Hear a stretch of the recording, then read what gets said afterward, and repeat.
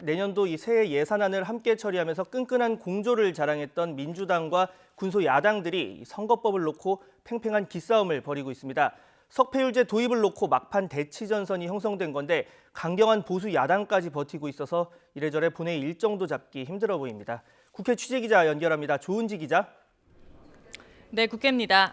네, 이 야3당이 합의문을 쓸 때만 해도 9분 응선을 넘어서 9.5분 응선을 넘었다 이런 말까지 나왔는데 민주당 어제 의원총회에서 석패율제를 거부하면서 논의가 다시 얼어붙었죠.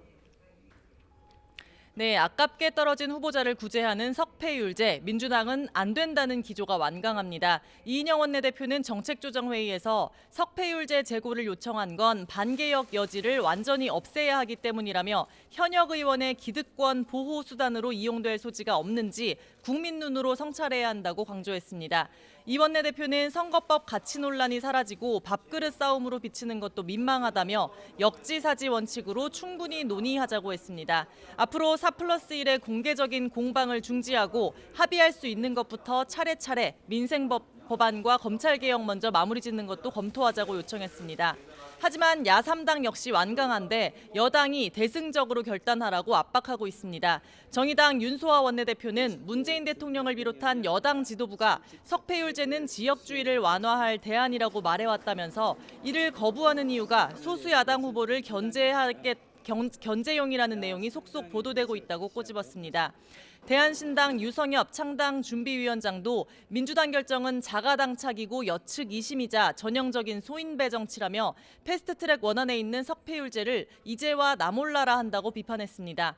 바른미래당 손학규 대표 역시 YTN 통화에서 의원 정수와 비례의석, 연동 상한선인 캡까지 모두 통 크게 양보했다면서 민주당이 석패율제까지 못 받으면 정치개혁에 대한 아무런 의지도 보여주지 않는 거라고 지적했습니다.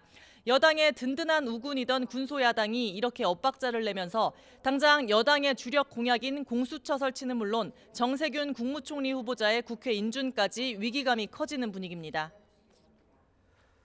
네, 이렇게 꽉 막힌 대치 속에 국회가 20일 가까이 파행 상태인데 어제 집권 여당인 민주당이 원포인트 민생 본회의를 요청하지 않았습니까? 가능성 있습니까?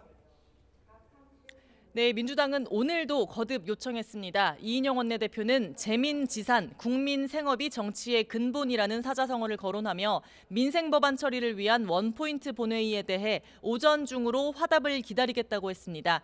하지만 언론을 통한 공개 요청 말고 공식 접촉은 하지 않은 것으로 보이는데요. 한국당 심재철 원내대표는 원포인트 민생국회가 뭔지 어떤 법안을 다룰지 구체적으로 제시하지 않아 잘 모르겠다면서 대화의 바탕은 사과라고 강조했습니다. 예산안 처리 과정에서 여당이 국민 세금을 도둑질해 날치기 처리했다며 특히 아들 세습 공천을 위해 이를 도운 문희상 국회의장의 사과와 재발 방지 약속이 선제 조건이라고 밝혔습니다. 바른미래당 오신환 원내대표는 오늘이라도 당장 본회의를 열어 민생 법안을 처리하고 숨고르기를 하자면서 다만 민주당에게 어떤 연락도 온 적이 없다며 너무 무책임하다고 질타했습니다. 4+1을 동원한 집권 여당의 선거법 난동 때문에 데이터 3법과 유치원 3법 등 경제 민생 법안의 연내 통과조차 알 수 없는 상황이라고도 덧붙였습니다. 의사 일정을 정하려면 교섭단체의 합의가 중요한데 이런 냉랭한 분위기 속에 당장 본회의가 열릴 가능성은 낮아 보입니다. 지금까지 국회에서 YTN 조은지입니다.